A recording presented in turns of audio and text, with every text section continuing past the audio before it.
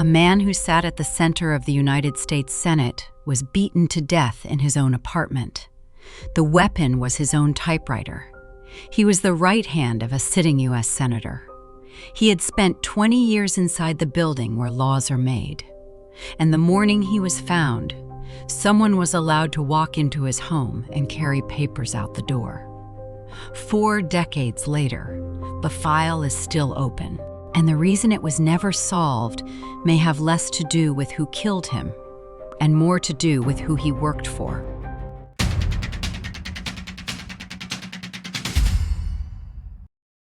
It was a Monday morning, the 1st of June, 1981. The address was 701 Quincy Street in Northeast Washington.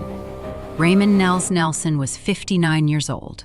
He shared the apartment with a roommate, and it was the roommate who found him just after 7:30 when the morning was already bright.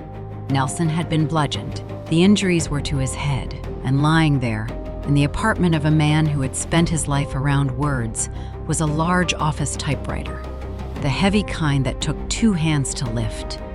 There was no sign of forced entry, no broken lock, no shattered glass, no kicked-in door.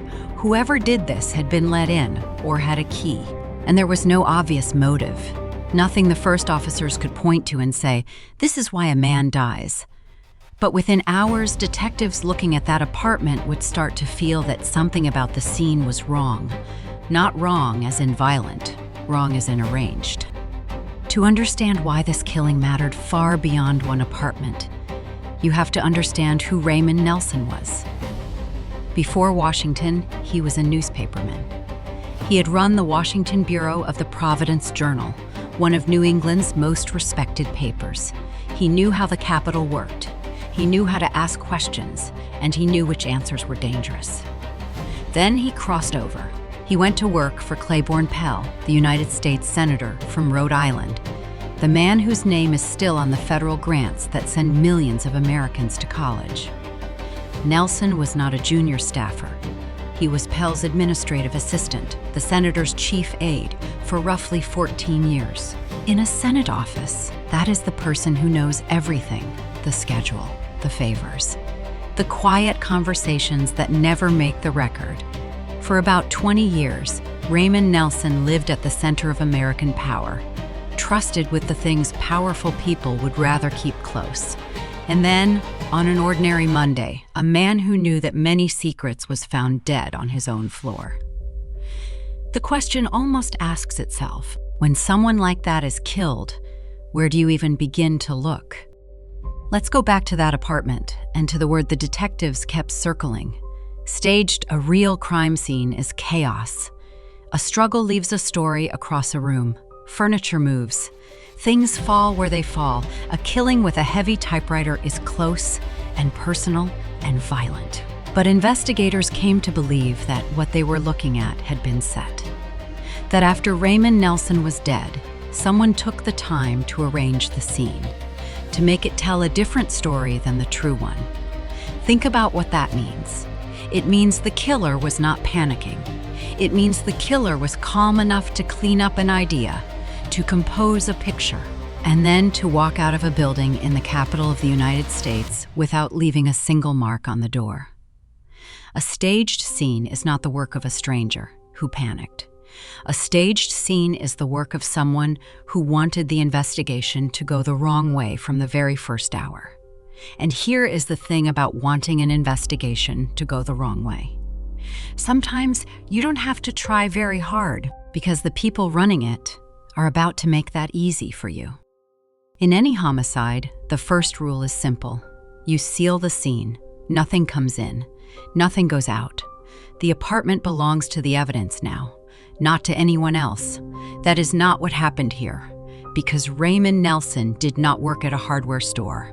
He worked for a United States senator, and his apartment held papers connected to that work, papers someone in that world considered sensitive. So before the apartment was fully sealed, a member of the Senate staff was allowed inside and permitted to remove documents, not photographed by detectives first, not logged into evidence, removed. carried out of a murder scene, while the body of the man who kept them was still part of an open investigation. We do not know what was in those papers. That is the entire point. Whatever they might have explained about the last days of Raymond Nelson's life, whatever they might have pointed to, they left the building before anyone investigating his death ever read them. And if you think that was the worst decision made in the first hours of this case, you have not heard who the detectives chose not to talk to. Raymond Nelson did not spend his last night alone. People were with him. Family. The ordinary kind of evening that fills the hours before a thing no one sees coming. Those people were among the last to see him alive. In a normal investigation, they are the first knock on the door. What time did you leave? Who else was there? What did he say? Did he seem afraid? The last people to see a victim are the spine of any homicide case. They were never interviewed. When Nelson's own brother asked to sit down with the detective on the case, to talk about the man who had been killed, he was met with a shrug. The detective, by the family's account, simply did not seem interested. Put it together. The documents were gone. The witnesses were never asked. The scene had been staged. And the one detective the family could reach acted as though the death of a senator's right hand was not worth his afternoon. Years later, the Metropolitan Police Department would look back at all of it and reach for a phrase you almost never hear a police force use about itself. Faulty police work. Their words, not a critic's. Theirs. To understand how a case like this gets handled this badly, you have to understand Washington. In 1981, and you have to understand one fact about Raymond Nelson that at the time shaped everything. 5 years earlier, in 1976, Nelson had come out. He was a gay man, openly, at a moment in America when that took real courage and carried real cost. And when a gay man was found dead in 1981, there was a category waiting for him. A box that led an investigation close before it ever opened. According to the family, a detective looked at the scene and reached for exactly that box. He called it, in so many words, a typical gay murder. Sit with that phrase, typical. As if there were a standard version of this man's death that required no curiosity. As if the answer were already known the moment they learned who he loved. That single assumption may explain all of it. Why the witnesses didn't matter. Why the brother got a shrug.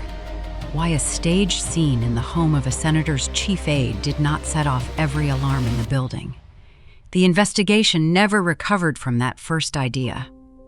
The case did not go cold because the evidence ran out. It went cold because, from the beginning, the people in charge had decided it was not worth solving. So if it was not a stranger and not the simple story the detective wanted, then what was it? Return to the things that don't fit. No forced entry, so he likely knew the person who came in. A staged scene, so the killer was calm and deliberate. And documents valuable enough that someone moved fast to get them out before police could read them. Now lay that over the life. 20 years inside the Senate, 14 of them as the chief aide to a powerful man. A former reporter who had built his career on knowing what other people wanted hidden. Raymond Nelson was a man who knew things. And the one detail the police treated as the answer, that he was gay, may have been the very thing that let the harder questions go unasked. The questions about what he knew, and who would lose something if it ever came out. We have to be careful here. No one has ever been charged. There is no named suspect, no confession, no court that has ever weighed any of this. Everything beyond the facts of that morning is a question, not an accusation.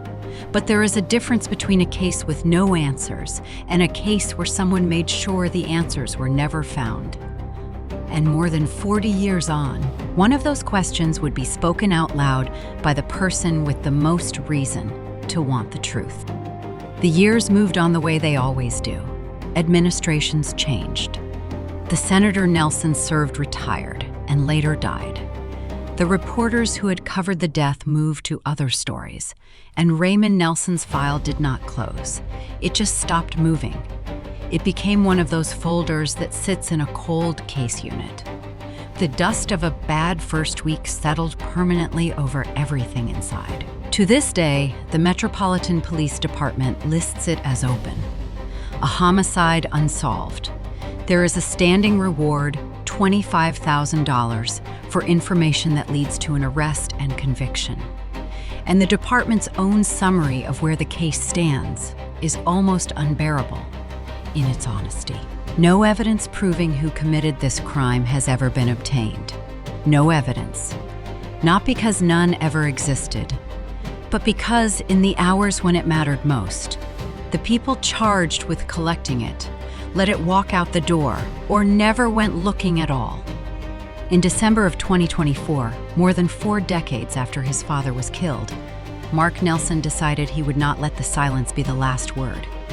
He spoke publicly about the case, and what he offered was not a name and not a theory dressed up as proof. It was something quieter, and in some ways heavier. He suggested that his father's killing may have been a message, that the staging, the calm, the speed with which the papers vanished, all pointed at something deliberate, and that his father may have known things about powerful people, things that someone decided were safer buried with him. It is, in the end, a son's belief. He cannot prove it, and he does not pretend to. But he lived the other version, the official one, for 40 years. The version where the documents didn't matter, where the witnesses weren't worth a phone call, where his father's death was filed under typical. After 40 years of that, a man is allowed to ask the question the police never seriously asked. Not how did my father die, they knew how, but why was no one ever made to answer for it? Here is what we are left with. A man who spent his life close to power, killed in his own home with the most ordinary object in it. A scene arranged to mislead. Papers carried out before anyone could read them. The last people to see him alive, never asked a single question.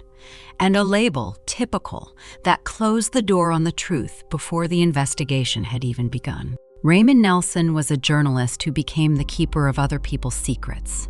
And when he died, the secrets left the building, and the questions stayed behind. The file is still open. The reward still stands. Somewhere, the answer to what was in those documents and who walked them out of that apartment still exists, whether or not anyone is still willing to look. A man at the center of the Senate was beaten to death with his own typewriter, and the system built to find his killer decided, in its first hours, that it would rather not know.